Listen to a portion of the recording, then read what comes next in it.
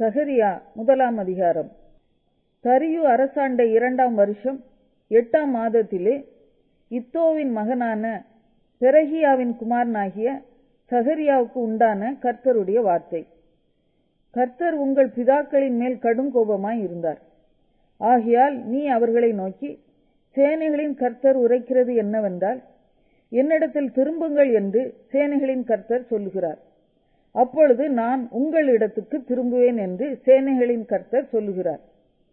உங்கள் பிதாக்களைப் போல் இராதேயுங்கள்.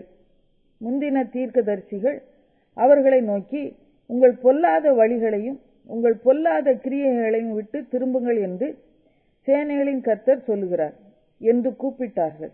ஆனாலும் எனக்கு செவிகொடாமலும் என்னை கவனியாமலும் போனார்கள் என்று கர்த்தர் சொல்லுகிறார். உங்கள் பிதாக்கள் எங்கே? தீர்க்கதரிசிகள் என்றென்றைக்கும் உயிரோடு இருப்பார்களோ? இராமற் போனாலும் தீர்க்கதரிசிகளாகிய என் ஊழியக்காரருக்கு நான் கட்டளையிட்ட என் வார்த்தைகளும் என் தீர்மானங்களும் உங்கள் பிதாக்களிடத்தில் பலிக்கவில்லையோ? எங்கள் வழிகளின் படியேயும் எங்கள் கிரியைகளின் படியேயும் சேனைகளின் கர்த்தர் எங்களுக்கு செய்ய நிர்ணயித்தபடியே எங்களுக்கு செய்தார் என்று அவர்கள் திரும்ப வந்து சொன்னதில்லையோ என்று சொல் என்றார். தரியு அரசாண்ட 2ஆம் வருஷம் சேபாத் மாதமாகிய 11ஆம் மாதம் 24ஆம் தேதியிலே கர்த்தருடைய வார்த்தை இத்தோவின் மகனான பெரகியாவின் குமாரன் சகரியா என்னும் தீர்க்கதரிசிக்கு உண்டாயிற்று. அவன் சொன்னது, இதோ இன்று ராத்திரி சிவப்பு குதிரையின் மேல் ஏறி இருந்த ஒரு புருஷனை கண்டேன். அவர் பள்ளத்தாக்கில் இருக்கிற மிருது செடிகளுக்குள்ளே நின்றார். அவருக்கு பின்னாலே சிவப்பு மங்கின நிறமும் வெண்மையுமான குதிரைகள் இருந்தன. அப்பொழுது நான், என் ஆண்டவரே, இவர்கள் யார் என்று கேட்டேன். என்னோட பேசுகிற தூதனானவர், இவர்கள் யார் என்று நான் உனக்கு காண்பிப்பேன் என்று சொன்னார். அப்பொழுது மிருது செடிகளுக்குள்ளே நின்ற அந்த புருஷன் பிரதியுத்தரமாக, இவர்கள் பூமி எங்கும் சுற்றி பார்க்க கர்த்தர் அனுப்பினவர்கள் என்றார். பின்பு அவர்கள் மிருது செடிகளுக்குள்ளே நின்ற கர்த்தருடைய தூதனை நோக்கி, நாங்கள் பூமி எங்கும் சுற்றி பார்த்தோம். இதோ பூமி முழுவதும் அமைதலும் அமெரிக்கையுமாய் இருக்கிறது என்றார்கள். அப்பொழுது கர்த்தருடைய தூதன் மறுமொழியாக, சேனைகளின் கர்த்தாவே, இந்த 70 வருஷமாய் நீர் கோபம் கொண்டிருக்கிற எருசலேமின் மேலும் யூதா பட்டணங்களின் மேலும் எந்த மட்டும் இறங்காதிருப்பீர் என்று சொல்ல, அப்பொழுது கர்த்தர் என்னோட பேசின தூதனுக்கு நல் வார்த்தைகளையும் ஆறுதலான வார்த்தைகளையும் பிரதியுத்தரமாக சொன்னார். அப்பொழுது என்னோட பேசின தூதன் என்னை நோக்கி, சேனைகளின் கர்த்தர் உரைக்கிறது என்னவென்றால், நான் எருசலேமுக்காகவும் சீயோனுக்காகவும் மகா வைராக்கியம் கொண்டிருக்கிறேன். நான் கொஞ்சம் கோபம் கொண்டிருந்த போது அவர்கள் தங்கள் சேட்டை அதிகரிக்க தேடினபடியினால் சுகமாய் வாழுகிற புற ஜாதிகள் பேரில் நான் கடும் கோபம் கொண்டேன். ஆகையால் மன உருக்கத்தோடே எருசலேமின் இடத்தில் திரும்பினேன் என்று கர்த்தர் சொல்கிறார். என் ஆலயம் அதிலே கட்டப்படும், எருசலேமின் மேல் அளவு நூல் பிடிக்கப்படும் என்று சேனைகளின் கர்த்தர் சொல்லுகிறார் என்று கூறு என்றார். இன்னும் என் பட்டணங்கள் நன்மையினால் பரம்பி இருக்கும். இன்னும் கர்த்தர் சீயோனை தேற்றரவு பண்ணுவார். இன்னும் எருசலேமை தெரிந்து கொள்ளுவார் என்று சேனைகளின் கர்த்தர் சொல்லுகிறார் என்று பின்னும் கூறு என்றார். நான் என் கண்களை ஏறெடுத்து பார்த்தபோது இதோ 4 கொம்புகளை கண்டேன். அவைகள் என்னவென்று என்னோட பேசின தூதனை கேட்டேன். அதற்கு அவர், இவைகள் யூதாவையும் இஸ்ரவேலையும் எருசலேமையும் சிதறடித்த கொம்புகள் என்றார். பின்பு கர்த்தர் எனக்கு 4 தொழிலாளிகளை காண்பித்தார். இவர்கள் என்ன செய்ய வருகிறார்கள் என்று கேட்டேன். அதற்கு அவர், ஒருவனும் தன் தலையை ஏறெடுக்க கூடாதபடி அந்த கொம்புகள் யூதாவை சிதறடித்ததே அவைகளுக்கு பயமுறுத்துகிறதற்கும் யூதாவின் தேசத்தை பாழாக்க தங்கள் கொம்பை எடுத்த ஜாதிகளுடைய கொம்புகளை விழ தள்ளுகிறதற்கும் இவர்கள் வந்தார்கள் என்றார். சகரியா 2ஆம் அதிகாரம். நான் என் கண்களை ஏறெடுத்து பார்த்தபோது இதோ தன் கையிலே அளவு நூல் பிடித்திருந்த ஒரு புருஷனை கண்டேன். நீர் எவ்விடத்துக்கு போகிறீர் என்று கேட்டேன். அதற்கு அவர், எருசலேமின் அகலம் இவ்வளவு என்றும் அதன் நீளம் இவ்வளவு என்றும் அறியும்படி அதை அளக்கிறதற்கு போகிறேன் என்றார். இதோ என்னோட பேசின தூதன் புறப்பட்ட போது வேறொரு தூதன் அவரை சந்திக்கும்படி புறப்பட்டு வந்தான். இவனை அவர் நோக்கி, நீ ஓடி இந்த வாலிபனிடத்தில் சொல்ல வேண்டியது என்னவென்றால், எருசலேம் தன் நடுவிலே கூடும் மனுஷரின் திரளினாலும் மிருக ஜீவன்களின் திரளினாலும் மதில் இல்லாத பட்டணங்கள் போல் வாசஸ்தலமாகும். நான் அதற்கு சுற்றிலும் அக்கினி மதிலாய் இருந்து அதன் நடுவில் மகிமையாக இருப்பேன் என்று கர்த்தர் சொல்லுகிறார். ஓஹோ, நீங்கள் எழும்பி வட தேசத்திலிருந்து ஓடி வாருங்கள் என்று கர்த்தர் சொல்லுகிறார். ஆகாயத்து 4 திசைகளிலும் உங்களை நான் சிதற பண்ணினேன் என்று கர்த்தர் சொல்லுகிறார். பாபிலோன் குமாரத்தியின் இடத்தில் குடியிருக்கிற சீயோனே, உன்னை விடுவித்துக்கொள், பிற்பாடு மகிமை உண்டாகும் என்று சேனைகளின் கர்த்தர் சொல்லுகிறார். உங்களை கொள்ளையிட்ட ஜாதிகளிடத்திற்கு என்னை அனுப்பினார். உங்களை தொடுகிறவன் அவருடைய கண்மணியை தொடுகிறான். இதோ நான் என் கையை அவர்களுக்கு விரோதமாக அசைப்பேன். அதனால் அவர்கள் தங்கள் அடிமைகளுக்கு கொள்ளையாவார்கள். அப்பொழுது சேனைகளின் கர்த்தர் என்னை அனுப்பினார் என்று அறிவீர்கள்.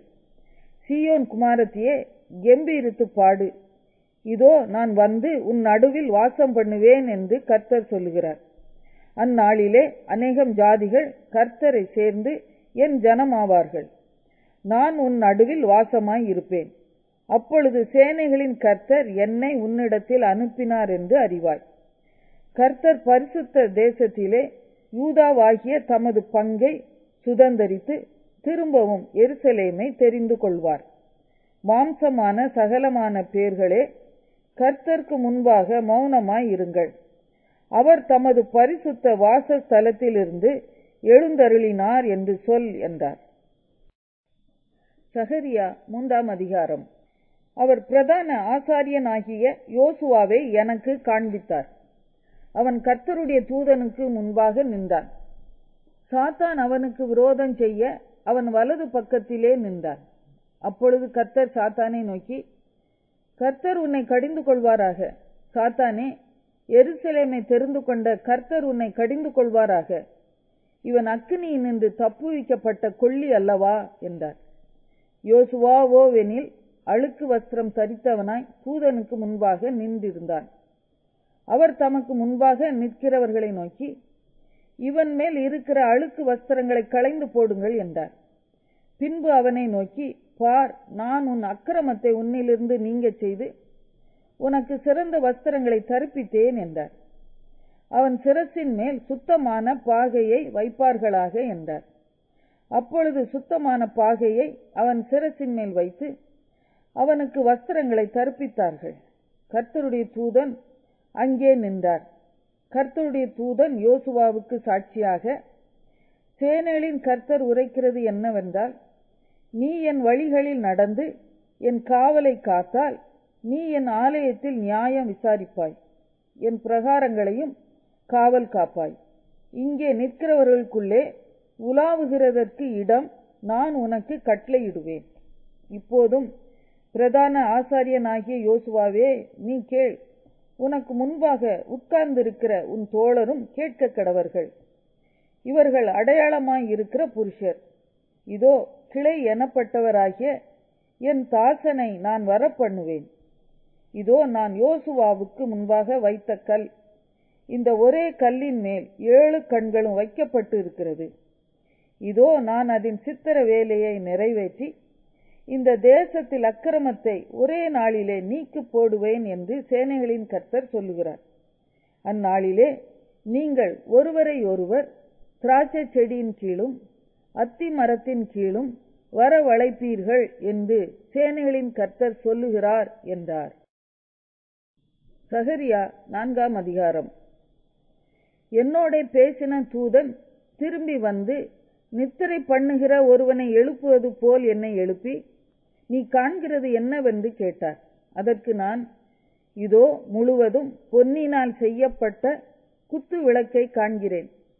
அதன் உச்சியில் அதன் கிண்ணமும் அதன் மேல் அதன் 7 அகல்களும் அதன் உச்சியில் இருக்கிற அகல்களுக்கு போகிற 7 குழாய்களும் இருக்கிறது. அதன் அருகில் சின்னத்திற்கு வலதுபுறமாக ஒன்றும் அதற்கு இடதுபுறமாக ஒன்றும் ஆக 2 ஒலிவ மரங்கள் இருக்கிறது என்றேன். நான் என்னோட பேசின தூதனை நோக்கி, ஆண்டவனே, இவைகள் என்னவென்று கேட்டேன்.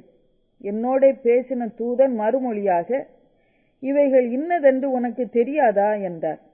ஆண்டவனே, எனக்கு தெரியாது என்றேன். அப்பொழுது அவர், செருபாபேலுக்கு சொல்லப்படுகிற கர்த்தருடைய வார்த்தை என்னவென்றால், பலத்தினாலும் அல்ல, பராக்கிரமத்தினாலும் அல்ல, என்னுடைய ஆவியினாலே ஆகும் என்று சேனைகளின் கர்த்தர் சொல்லுகிறார். பெரிய பர்வதமே, நீ எம்மாத்திரம்! செருபாபேலுக்கு முன்பாக நீ சமபூமி ஆவாய். தலைக்கல்லை அவன் கொண்டு வருவான், அதற்கு கிருபை உண்டாவதாக, கிருபை உண்டாவதாக என்று ஆர்ப்பரிப்பார்கள் என்றார். பின்னும் கர்த்தருடைய வார்த்தை எனக்கு உண்டாகி, அவர், செருபாபேலின் கைகள் இந்த ஆலயத்திற்கு அஸ்திபாரம் போட்டது. அவன் கைகளே இதை முடித்து தீர்க்கும். அதனால் சேனைகளின் கர்த்தர் என்னை உங்களிடத்திற்கு அனுப்பினார் என்று அறிவாய். அற்பமான ஆரம்பத்தின் நாளை யார் அசட்டை பண்ணலாம்? பூமி எங்கும் சுற்றி பார்க்கிறவைகளாகிய கர்த்தருடைய 7 கண்களும் செருபாபேலின் கையில் இருக்கிற தூக்கு நூலை சந்தோஷமாய் பார்க்கிறது என்றார். பின்பு நான் அவரை நோக்கி, குத்து விளக்குக்கு வலதுபுறமாகவும் அதற்கு இடதுபுறமாகவும் இருக்கிற இந்த 2 ஒலிவ மரங்கள் என்னவென்று கேட்டேன். மறுபடியும் நான் அவரை நோக்கி, 2 பொற்குழாய்களின் வழியாய் தொங்கி பொன்னிறமான எண்ணெயை தங்களிலிருந்து இறங்க பண்ணுகிறவைகளாகிய ஒலிவ மரங்களின் 2 கிளைகள் என்னவென்று கேட்டேன். அதற்கு அவர், இவைகள் இன்னதென்று உனக்கு தெரியாதா என்றார். ஆண்டவனே, எனக்கு தெரியாது என்றேன். அப்பொழுது அவர், இவைகள் 2 சர்வலோகத்துக்கும் ஆண்டவராய் இருக்கிறவரின் சமூகத்தில் நிற்கிற அபிஷேகம் பெற்றவர்கள் என்றார். சகரியா 5ஆம் அதிகாரம். நான் திரும்பவும் என் கண்களை ஏறெடுத்து பார்க்கையில், இதோ பறக்கிற ஒரு புஸ்தக சுருளை கண்டேன். தூதன், நீ காண்கிறது என்னவென்று கேட்டார். பறக்கிற ஒரு புஸ்தக சுருளை காண்கிறேன். அதன் நீளம் 20 முழமும் அதன் அகலம் 10 முழமுமாய் இருக்கிறது என்றேன். அப்பொழுது அவர், இது பூமியின் மீதெங்கும் புறப்பட்டு போகிற சாபம். எந்த திருடனும் அதன் ஒரு புறத்தில் இருக்கிறதின்படியே அழிக்கப்பட்டு போவான். ஆணையிடுகிற எவனும் அதன் மறுபுறத்தில் இருக்கிறதின்படியே அழிக்கப்பட்டு போவான். அது திருடன் வீட்டிலும் என் நாமத்தை கொண்டு பொய்யானை இடுகிறவன் வீட்டிலும் வந்து அவனவன் வீட்டின் நடுவிலே தங்கி அதை அதன் மரங்களோடும் அதன் கல்லுகளோடும் கூட நிர்மூலமாக்கும்படி அதை புறப்பட்டு போக பண்ணுவேன் என்று சேனைகளின் கர்த்தர் சொல்கிறார். பின்பு என்னோட பேசின தூதன் வெளியே வந்து என்னை நோக்கி, நீ உன் கண்களை ஏறெடுத்து புறப்பட்டு வருகிறதை என்னவென்று பார் என்றார். அது என்னவென்று கேட்டேன். அதற்கு அவர், அது புறப்பட்டு வருகிறதாகிய ஒரு மரக்கால் என்றார். பின்னும் அவர், பூமி எங்கும் இதுதான் அவர்களுடைய கண்ணோக்கம் என்றார். இதோ ஒரு தாலந்து நிறையான ஈய மூடி தூக்கி வரப்பட்டது. மரக்காலின் நடுவிலே ஒரு ஸ்திரீ உட்கார்ந்திருந்தாள். அப்பொழுது அவர், இவள் அக்கிரமக்காரி என்று சொல்லி அவளை மரக்காலுக்குள்ளே தள்ளி ஈய கட்டியை அதன் வாயிலே போட்டார். அப்பொழுது நான் என் கண்களை ஏறெடுத்து, இதோ புறப்பட்டு வருகிற 2 ஸ்திரீகளை கண்டேன். அவர்களுக்கு நாரையின் செட்டைகளுக்கொத்த செட்டைகள் இருந்தது. அவர்கள் செட்டைகளில் காற்று இருந்தது. இவர்கள் மரக்காலை பூமிக்கும் வானத்துக்கும் நடுவாய் தூக்கி கொண்டு போனார்கள். நான் என்னோட பேசின தூதனை நோக்கி, இவர்கள் மரக்காலை எங்கே கொண்டு போகிறார்கள் என்று கேட்டேன். அதற்கு அவர், சினேயார் தேசத்திலே அதற்கு ஒரு வீட்டை கட்டும்படிக்கு அதை கொண்டு போகிறார்கள். அங்கே அது ஸ்தாபிக்கப்பட்டு தன் நிலையிலே வைக்கப்படும் என்றார். சகரியா 6ஆம் அதிகாரம். நான் திரும்பவும் என் கண்களை ஏறெடுத்து, இதோ 2 பர்வதங்களின் நடுவாக புறப்பட்டு வருகிற 4 ரதங்களை கண்டேன். அந்த பர்வதங்கள் வெண்கல பர்வதங்களாயிருந்தன. முதலாம் ரதத்தில் சிவப்பு குதிரைகளும் 2ஆம் ரதத்தில் கருப்பு குதிரைகளும் 3ஆம் ரதத்தில் வெள்ளை குதிரைகளும் 4ஆம் ரதத்தில் புள்ளி புள்ளியான சிவப்பு குதிரைகளும் பூட்டியிருந்தன. நான் என்னோட பேசின தூதனை நோக்கி, ஆண்டவனே, இவைகள் என்னவென்று கேட்டேன். அந்த தூதன் எனக்கு பிரதியுத்தரமாக, இவைகள் சர்வலோகத்துக்கும் ஆண்டவராய் இருக்கிறவருடைய சமூகத்தில் நின்று புறப்படுகிற வானத்தினுடைய 4 ஆவிகள் என்றார். ஒன்றில் பூட்டப்பட்டிருந்த கருப்பு குதிரைகள் வடதேசத்துக்கு புறப்பட்டு போயின. வெண்மையான குதிரைகள் அவைகளின் பின்னாலே புறப்பட்டு போயின. புள்ளி புள்ளியான குதிரைகள் தென் தேசத்துக்கு புறப்பட்டு போயின. சிவப்பு குதிரைகளோவென்றால் புறப்பட்டு போய் பூமியிலே சுற்றித் திரியும்படி கேட்டுக்கொண்டன. அதற்கு அவர், போய் பூமியில் சுற்றித் திரியுங்கள் என்றார். அப்படியே பூமியிலே சுற்றித் திரிந்தன. பின்பு அவர் என்னை கூப்பிட்டு, பார், வடதேசத்துக்கு புறப்பட்டு போனவைகள் வடதேசத்திலே என் கோபத்தை சாந்தி பண்ணிற்று என்று என்னோட சொன்னார். பின்பு கர்த்தருடைய வார்த்தை எனக்கு உண்டாகி, அவர் சிறையிருப்பின் மனுஷராகிய எல்தாயும் தொபியாவும் எதாயாவும் பாபிலோனிலிருந்து வந்திருக்கும் அந்நாளிலே நீ போய் செப்பனியாவின் குமாரனாகிய யோசியாவின் வீட்டுக்குள் பிரவேசித்து அங்கே அவர்கள் கையிலே வெள்ளியையும் பொன்னையும் வாங்கி கிரீடங்களை செய்வித்து யோத்சதாக்கின் குமாரனாகிய யோசுவா என்னும் பிரதான ஆசாரியனுடைய சிரசிலே வைத்து அவனோட சொல்ல வேண்டியது, சேனைகளின் கர்த்தர் உரைக்கிறது என்னவென்றால், இதோ ஒரு புருஷன், அவருடைய நாமம் கிளை என்னப்படும். அவர் தம்முடைய ஸ்தானத்திலிருந்து முளைத்தெழும்பி கர்த்தருடைய ஆலயத்தை கட்டுவார். அவரே கர்த்தருடைய ஆலயத்தை கட்டுவார். அவர் மகிமை பொருந்தினவராய் தம்முடைய சிங்காசனத்தின் மேல் வீற்றிருந்து ஆளுகை செய்வார். தம்முடைய சிங்காசனத்தின் மேல் ஆசாரியராகவும் இருப்பார். இவ்விரண்டின் நடுவாக சமாதானத்தின் ஆலோசனை விளங்கும். இந்த கிரீடங்களோவென்றால் கர்த்தருடைய ஆலயத்தில் ஏலோமுக்கும் தொபியாவுக்கும் எதையாவுக்கும் செப்பனியாவின் குமாரனாகிய ஏனுக்கும் நினைப்பூட்டுதலுக்கென்று வைக்கப்படுவதாக. தூரத்தில் உள்ளவர்கள் வந்து கர்த்தருடைய ஆலயத்தை கூட இருந்து கட்டுவார்கள். அப்பொழுது சேனைகளின் கர்த்தர் என்னை உங்களிடத்திற்கு அனுப்பினார் என்று அறிந்து கொள்வீர்கள். நீங்கள் உங்கள் தேவனாகிய கர்த்தரின் சத்தத்தை கேட்டு நடந்தீர்களானால் இது நிறைவேறும் என்று சொல் என்றார். சகரியா 7ஆம் அதிகாரம். தரியு ராஜா அரசாண்ட 4ஆம் வருஷம் கிஸ்லே என்னும் 9ஆம் மாதம் 4ஆம் தேதியிலே சகரியாவுக்கு கர்த்தருடைய வார்த்தை உண்டாயிற்று. கர்த்தருடைய சமூகத்தில் விண்ணப்பம் பண்ணவும், நாங்கள் இத்தனை வருஷம் வரையிலே செய்தது போல 5ஆம் மாதத்திலே அழுது ஒடுக்கத்தில் இருக்க வேண்டுமோ என்று சேனைகளுடைய கர்த்தரின் ஆலயத்தில் இருக்கும் ஆசாரியரிடத்திலும் தீர்க்கதரிசிகளிடத்திலும் கேட்கவும், சரேத் சேரும் ரெகெமெலோகும் அவனுடைய மனுஷரும் தேவனுடைய ஆலயத்துக்கு அனுப்பப்பட்டார்கள். அப்பொழுது சேனைகளுடைய கர்த்தரின் வார்த்தை எனக்கு உண்டாகி, அவர், நீ தேசத்தின் எல்லா ஜனத்தோடும் ஆசாரியர்களோடும் சொல்ல வேண்டியது என்னவென்றால், நீங்கள் இந்த 70 வருஷமாக 5ஆம் மாதத்திலும் 7ஆம் மாதத்திலும் உபவாசம் பண்ணி துக்கம் கொண்டாடின போது நீங்கள் எனக்கென்று தானா உபவாசம் பண்ணினீர்கள்?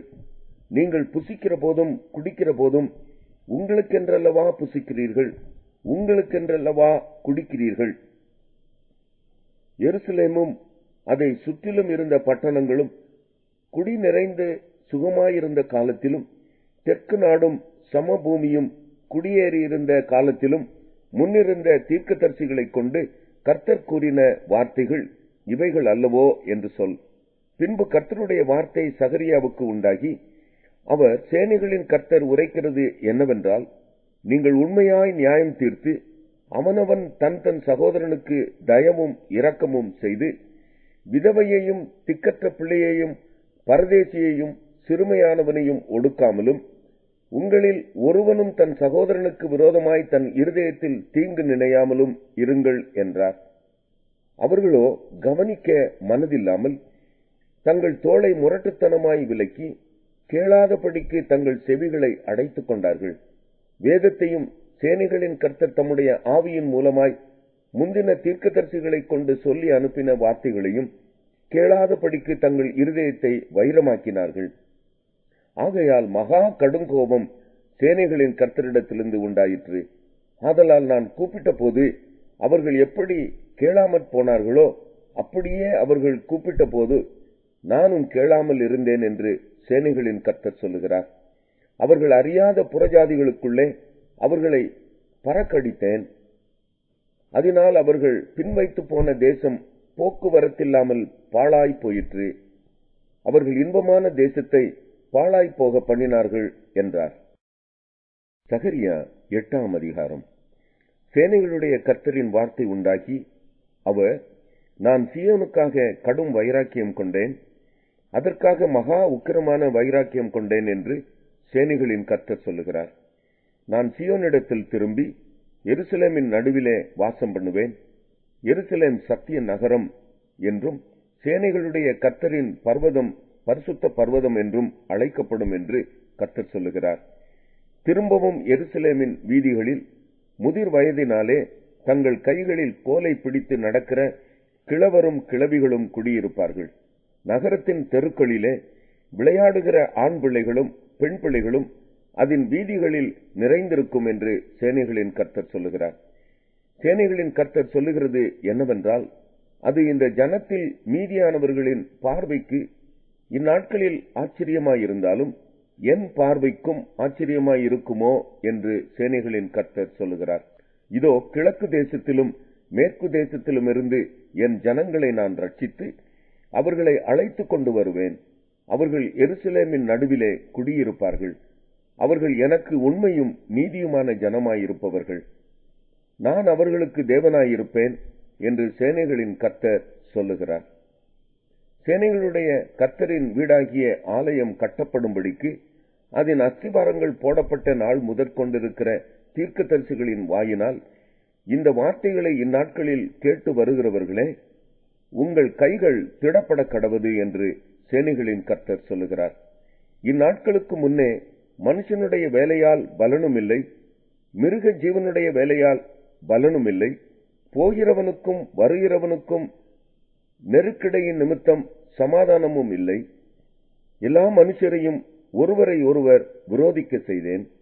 இப்போதோ இந்த ஜனத்தில் மீதியானவர்களுக்கு நான் முந்தின நாட்களில் இருந்தது போல இருக்க மாட்டேன் என்று சேனைகளின் கர்த்தர் சொல்லுகிறார். விதைப்பு சமாதானம் உள்ளதாயிருக்கும், திராட்சை செடி தன் கனியை தரும், பூமி தன் பலனை தரும், வானம் தன் பனியை தரும். இந்த ஜனத்தில் மீதியானவர்கள் இதையெல்லாம் சுதந்தரிக்க கட்டளையிடுவேன். சம்பவிப்பது என்னவென்றால், யூதா வம்சத்தாரே, இஸ்ரவேல் வம்சத்தாரே, நீங்கள் புறஜாதிகளுக்குள்ளே சாபமாய் இருந்தது போலவே ஆசீர்வாதமாய் இருக்கும்படி நான் உங்களை ரட்சிப்பேன். பயப்படாதேயுங்கள், உங்கள் கைகள் திடப்பட கடவது. சேனைகளின் கர்த்தர் சொல்லுகிறது என்னவென்றால், உங்கள் பிதாக்கள் எனக்கு கோபம் மூட்டின போது நான் உங்களை தண்டிக்க நினைத்து மனம் மாறாமல் இருந்தது போல இந்நாட்களில் எருசலேமுக்கும் யூதாவுக்கும் நன்மை செய்யும்படி திரும்ப நினைத்தேன். பயப்படாதேயுங்கள். நீங்கள் செய்ய வேண்டிய காரியங்கள் என்னவென்றால், அவனவன் பிறனோட உண்மையை பேசுங்கள். உங்கள் வாசல்களில் சத்தியத்துக்கும் சமாதானத்துக்கும் ஏற்க நியாயம் தீருங்கள். ஒருவனும் பிறனுக்கு விரோதமாய் தன் இருதயத்தில் தீங்கு நினையாமலும் பொய்யானையின் மேல் பிரியப்படாமலும் இருங்கள். இவைகளெல்லாம் நான் வெறுக்கிற காரியங்கள் என்று கர்த்தர் சொல்லுகிறார். சேனைகளுடைய கர்த்தரின் வார்த்தை எனக்கு உண்டாகி, அவர் 4ஆம் மாதத்தின் உபவாசமும் 5ஆம் மாதத்தின் உபவாசமும் 7ஆம் மாதத்தின் உபவாசமும் 10ஆம் மாதத்தின் உபவாசமும் யூத வம்சத்தாருக்கு மகிழ்ச்சியாகவும் சந்தோஷமாகவும் நல்ல பண்டிகைகளாகவும் மாறிப்போகும். ஆகையால் சத்தியத்தையும் சமாதானத்தையும் சிநேகியுங்கள் என்று சேனைகளின் கர்த்தர் சொல்லுகிறார். இன்னும் ஜனங்களும் அநேக பட்டணங்களின் குடிகளும் வருவார்கள் என்று சேனைகளின் கர்த்தர் சொல்லுகிறார்.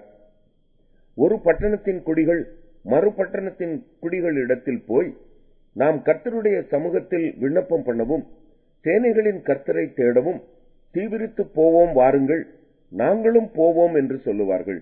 அநேக ஜனங்களும் பலத்த ஜாதிகளும் எருசலேமிலே சேனைகளின் கர்த்தரை தேடவும் கர்த்தருடைய சமூகத்தில் விண்ணப்பம் பண்ணவும் வருவார்கள்.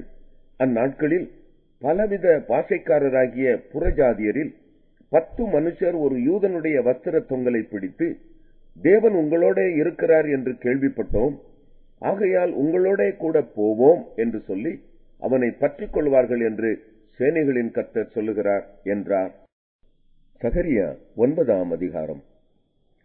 ஆதிராக் தேசத்துக்கு விரோதமானதும் தமஸ்குவின் மேல் வந்து தங்குவதுமான கர்த்தருடைய வார்த்தையாகிய பாரம் மனுஷரின் கண்களும் இஸ்ரவேலுடைய சகல கோத்திரங்களின் கண்களும் கர்த்தரை நோக்கிக் கொண்டிருக்கும். ஆமாத்தும் மிகவும் ஞானமுள்ள தீருவும் சீதோனும் அதன் எல்லைக்குள்ளாயிருக்கும். தீரு தனக்கு அணை கட்டி தூளை போல் வெள்ளியையும் வீதிகளின் சேற்றை போல் பசும்பொன்னையும் சேர்த்து வைத்து, இதோ ஆண்டவர் அதை தள்ளிவிட்டு சமுத்திரத்தில் அதன் பலத்தை முறித்து போடுவார், அது அக்கினிக்கு இரையாகும்.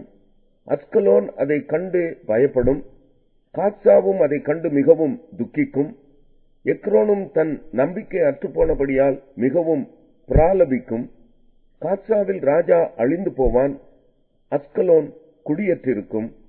அஸ்தோத்தில் வேசி பிள்ளைகள் வாசம் பண்ணுவார்கள். நான் பெலிஸ்தரின் கர்வத்தை அழிப்பேன், அவனுடைய இரத்தத்தை அவன் வாயிலிருந்தும் அவனுடைய அருவருப்புகளை அவன் பல்லுகளின் நடுவிலிருந்தும் நீக்கி போடுவேன். அவனோ நம்முடைய தேவனுக்கென்று மீதியாக வைக்கப்பட்டு யூதாவிலே பிரபுவைப் போல இருப்பான். எக்ரோன் எபூசியனைப் போல இருப்பான். சேனையானது புறப்படும் போதும் திரும்பி வரும்போதும் என் ஆலயம் காக்கப்படும்படி அதை சுற்றிலும் பாளையம் போடுவேன். இனி ஒடுக்குகிறவர்கள் அவர்களிடத்தில் கடந்து வருவதில்லை. அதை என் கண்களினாலே பார்த்து கொண்டிருக்கிறேன். சீயோன் குமாரத்தியே மிகவும் களிகூறு, எருசலேம் குமாரத்தியே கெம்பீரி. இதோ உன் ராஜா உன்னிடத்தில் வருகிறார்.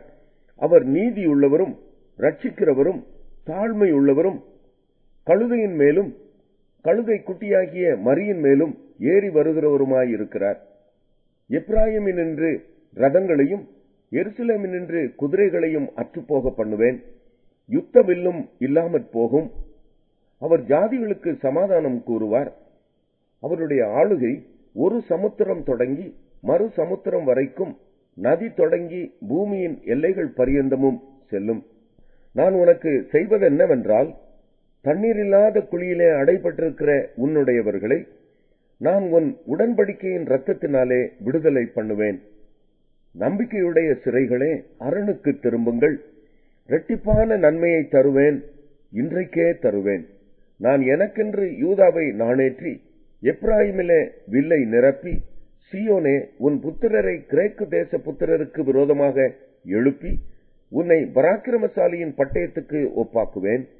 அவர்கள் பட்சத்தில் கர்த்தர் காணப்படுவார். அவருடைய அம்பு மின்னலைப் போல புறப்படும். கர்த்தராகிய ஆண்டவர் எக்காலம் ஊதி தென்திசை சுழல் காற்றுகளோட நடந்து வருவார். சேனைகளின் கர்த்தர் அவர்களை காப்பாற்றுவார். அவர்கள் பட்சித்து கவன் கற்களால் கீழ்ப்படுத்திக் கொள்வார்கள். அவர்கள் குடித்து களிப்பினால் ஆரவாரிப்பார்கள். பான பாத்திரங்கள் போலவும் பலிபீடத்தின் கோடிகளைப் போலவும் நிறைந்திருப்பார்கள். அந்நாளில் அவர்களுடைய தேவனாகிய கர்த்தர் தம்முடைய ஜனமான மந்தையாகிய அவர்களை ரட்சிப்பார். அவர்கள் அவருடைய தேசத்தில் ஏற்றப்பட்ட கொடிகளின் கிரீடத்தில் பதிந்திருப்பார்கள். அவருடைய காருண்யம் எத்தனை பெரியது, அவருடைய சௌந்தரியம் எத்தனை பெரியது. தானியம் வாலிபரையும் புது திராட்சரசம் கன்னிகைகளையும் வளர்க்கும். சகரியா 10ஆம் அதிகாரம். பின்மாறி காலத்து மழையை கர்த்தரிடத்தில் வேண்டிக் கொள்ளுங்கள். அப்பொழுது கர்த்தர் மின்னல்களை உண்டாக்கி வயல்வெளியில் அவரவருக்கு பயிருண்டாக அவர்களுக்கு மழையை கட்டளையிடுவார். சுரூபங்கள் அபத்தமானதை சொல்லிற்று, குறி சொல்லுகிறவர்கள் பொய்யை தரித்தார்கள். சொப்பனக்காரர் வீணானதை சொல்லி வியர்த்தமாக தேற்றரவு பண்ணினார்கள். ஆகையால் ஜனங்கள் ஆடுகளைப் போல சிதறி மெய்ப்பன் இல்லாததினால் சிறுமைப்பட்டார்கள். மெய்ப்பருக்கு விரோதமாக என் கோபம் மூண்டது, கடாக்களை தண்டித்தேன்.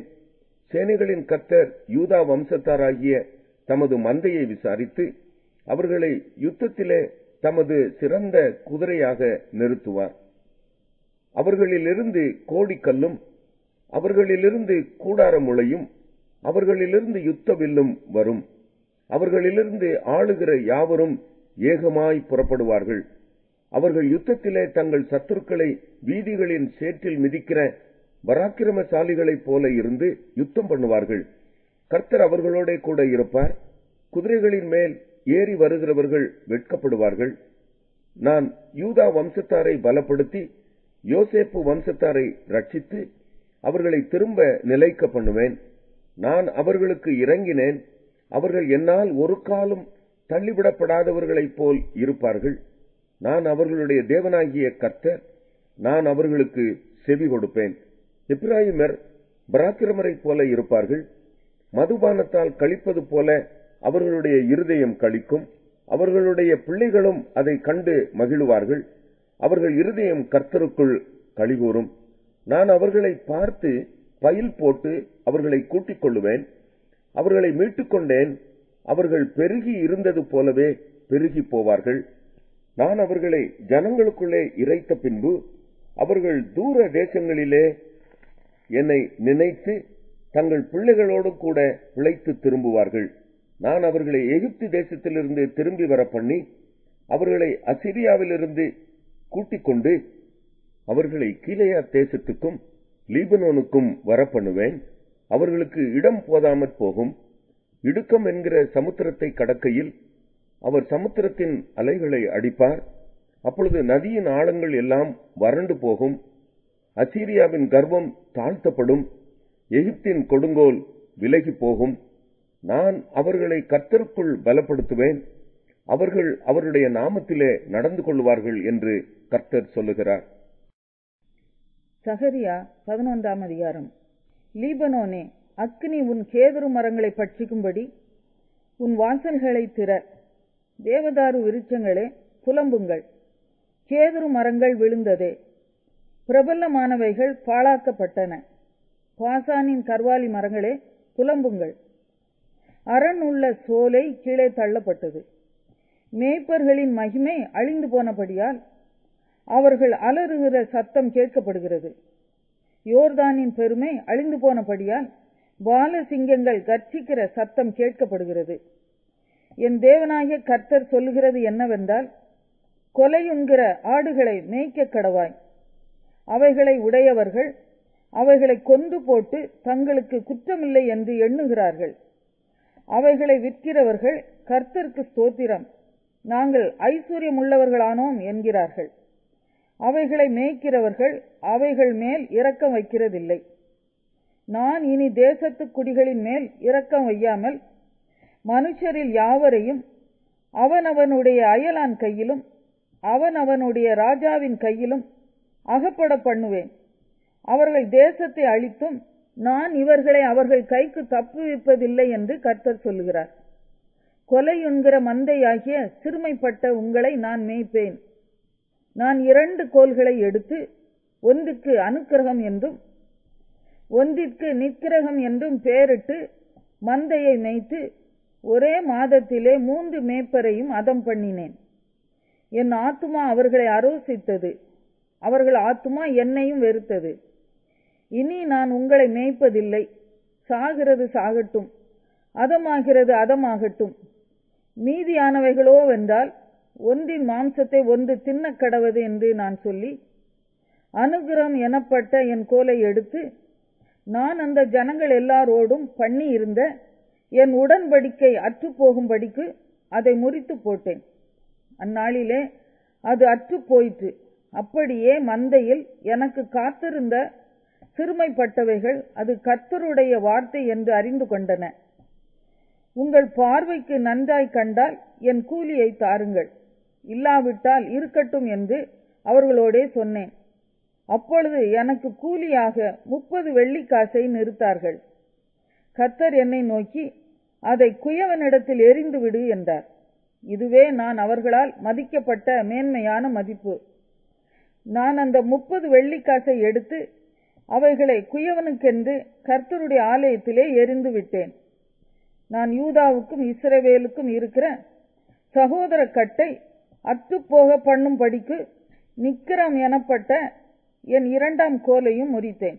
கர்த்தர் என்னை நோக்கி, நீ மதியற்ற ஒரு மேய்ப்பனுடைய ஆயுதங்களை இன்னும் எடுத்துக்கொள். இதோ நான் தேசத்திலே ஒரு மேய்ப்பனை எழும்ப பண்ணுவேன். அவன் அதமாகிறவைகளை பராமரிக்காமலும் சிதறுண்டதை தேடாமலும் நொறுங்குண்டதை குணமாக்காமலும் இளைத்திருக்கிறதை ஆதரிக்காமலும் கொழுத்ததின் மாம்சத்தை தின்று அவைகளுடைய குளம்புகளை உடைத்து போடுவான். மந்தையை கைவிடுகிற அபத்தமான மேய்ப்பனுக்கு ஐயோ! பட்டயம் அவன் புயத்தின் மேலும் அவன் வலது கண்ணின் மேலும் வரும். அவன் புயம் முழுவதும் சூம்பிப்போம். அவன் வலது கண் முற்றிலும் இருள் அடையும் என்றார். சகரியா 12ஆம் அதிகாரம். இஸ்ரவேலை குறித்து கர்த்தர் சொன்ன வார்த்தையின் பாரம். வானங்களை விரித்து பூமியை அஸ்திபாரப்படுத்தி மனுஷனுடைய ஆவியை அவனுக்குள் உண்டாக்குகிற கர்த்தர் சொல்லுகிறது என்னவென்றால், இதோ சுற்றிலும் இருக்கிற எல்லா ஜனங்களுக்கும் நான் எருசலேமை தத்தளிப்பின் பாத்திரமாக்குகிறேன். எருசலேமுக்கு விரோதமாய் போடப்படும் முற்றுகையிலே யூதாவும் அப்படியேயாகும். அந்நாளிலே நான் எருசலேமை சகல ஜனங்களுக்கும் பாரமான கல்லாக்குவேன். அதை கிளப்புகிற யாவரும் சிதைக்கப்படுவார்கள். பூமியில் உள்ள ஜாதிகளெல்லாம் அதற்கு விரோதமாய் கூடிக்கொள்வார்கள். அந்நாளிலே நான் குதிரைகளுக்கெல்லாம் திகைப்பையும் அவைகளின் மேல் ஏறி இருக்கிறவர்களுக்கெல்லாம் புத்தி மயக்கத்தையும் வரப்பண்ணி யூதா வம்சத்தின் மேல் என் கண்களை திறந்து வைத்து ஜனங்களுடைய எல்லா குதிரைகளுக்கும் குருட்டாட்டத்தை உண்டு பண்ணுவேன் என்று கர்த்தர் சொல்லுகிறார். எருசலேமின் குடிகள் சேனைகளின் கர்த்தராகிய தங்கள் தேவனுடைய துணையினால் எங்களுக்கு பலனானவர்கள் என்று அப்போது யூதாவின் தலைவர் தங்கள் இருதயத்திலே சொல்லுவார்கள். அந்நாளிலே யூதாவின் தலைவரை விறகுகளுக்குள்ளே எரிகிற அக்கினி அடுப்புக்கும் வைக்கோல் கட்டுகளுக்குள்ளே எரிகிற தீவட்டிக்கும் ஒப்பாக்குவேன். அவர்கள் வலது புறமும் இடது புறமுமாக புறப்பட்டு சுற்றிலும் இருக்கிற எல்லா ஜனங்களையும் பட்சிப்பார்கள். எருசலேம் திரும்பவும் தன் ஸ்தானமாகிய எருசலேமிலே குடியேற்றப்பட்டிருக்கும். தாவீது வம்சத்தாரின் மகிமையும் எருசலேமின் குடிகளுடைய மகிமையும் யூதாவின் மேல் தன்னை உயர்த்தாதபடிக்கு கர்த்தர் யூதாவின் கூடாரங்களை முதல் ரட்சிப்பார். அந்நாளிலே கர்த்தர் எருசலேமின் குடிகளை காப்பாற்றுவார். அவர்களில் தள்ளாடினவன் அந்நாளிலே தாவீதை போல இருப்பான். தாவீது குடும்பத்தார் அவர்களுக்கு முன்பாக தேவனைப் போலும் கர்த்தருடைய தூதனைப் போலும் இருப்பார்கள். அந்நாளிலே எருசலேமுக்கு விரோதமாய் வருகிற எல்லா ஜாதிகளையும் அழிக்க பார்ப்பேன். நான் தாவீது குடும்பத்தாரின் மேலும் எருசலேம் குடிகளின் மேலும் கிருபையின் ஆவியையும் விண்ணப்பங்களின் ஆவியையும் ஊற்றுவேன். அப்பொழுது அவர்கள் தாங்கள் குத்தின என்னை நோக்கி பார்த்து, ஒருவன் தன் ஒரே பேரானவனுக்காக புலம்புகிறது போல எனக்காக புலம்பி, ஒருவன் தன் தலைச்சன் பிள்ளைக்காக துக்கிக்கிறது போல எனக்காக மனம் கசந்து துக்கிப்பார்கள். அந்நாளிலே மெகிதோன் பட்டணத்து பள்ளத்தாக்கின் ஊராகிய ஆதாத் ரிம்மோனின் புலம்பலைப் போல எருசலேமின் புலம்பல் பெரிதாய் இருக்கும். தேசம் புலம்பிக் கொண்டிருக்கும். ஒவ்வொரு வம்சமும் தனித்தனியாக புலம்பும்.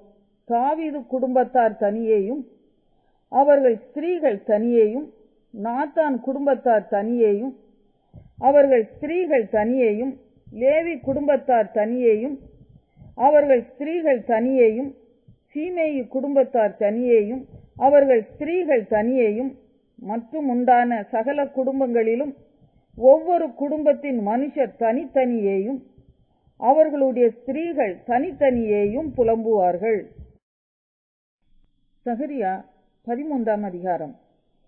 அந்நாளிலே பாவத்தையும் அழுக்கையும் நீக்க தாவீதின் குடும்பத்தாருக்கும் எருசலேமின் குடிகளுக்கும் திறக்கப்பட்ட ஒரு ஊற்று உண்டாயிருக்கும்.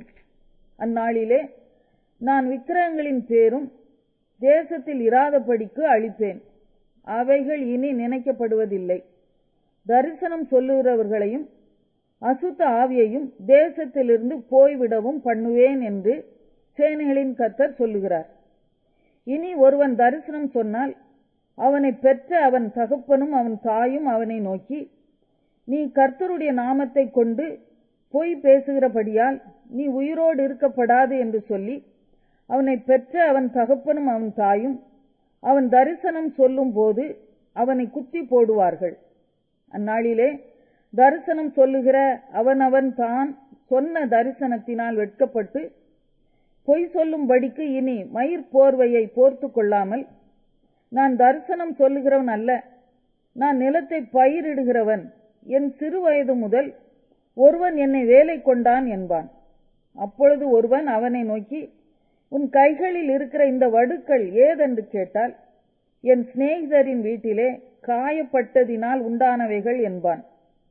பட்டயமே, என் மேய்ப்பன் மேலும் என் தோழனாகிய புருஷன் மேலும் எழும்பு என்று சேனைகளின் கர்த்தர் சொல்லுகிறார். மேய்ப்பனை வெட்டு, அப்பொழுது ஆடுகள் சிதறிப் போகும். ஆனாலும் என் கரத்தை சிறுவர் மேல் திரும்ப வைப்பேன்.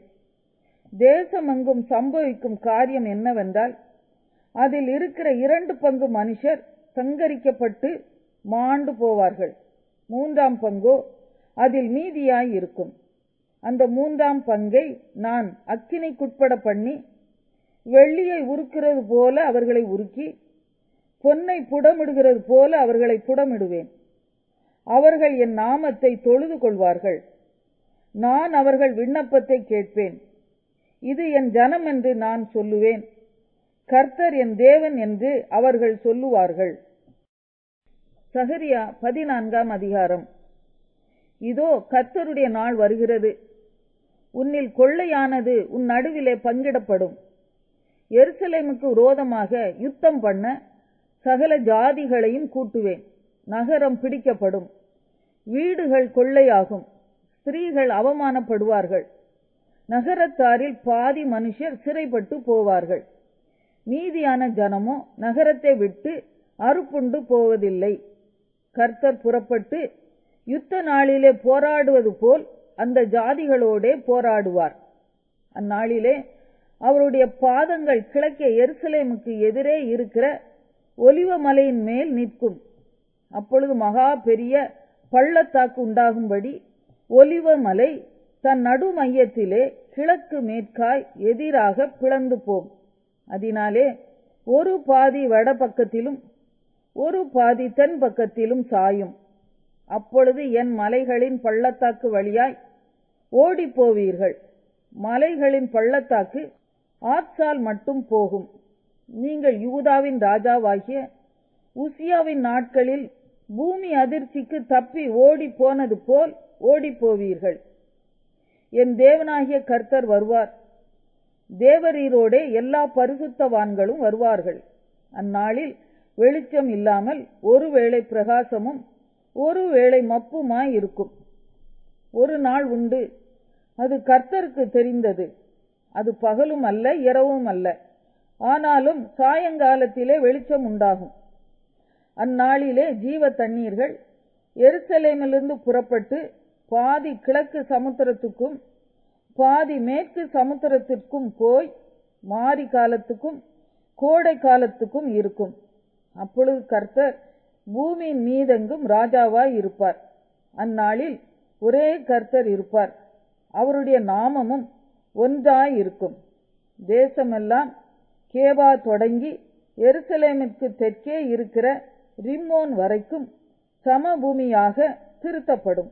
எருசலேமோ உயர்ந்ததாகி தன் ஸ்தானத்திலே பென்யமீன் வாசல் தொடங்கி முதல் வாசல் என்கிற ஸ்தலம் மட்டும் கோடி வாசல் வரைக்கும், அனானேயேல் கோபுரம் துவக்கி ராஜாவின் திராட்சை ஆலைகள் மட்டும் குடியேற்றப்பட்டிருக்கும்.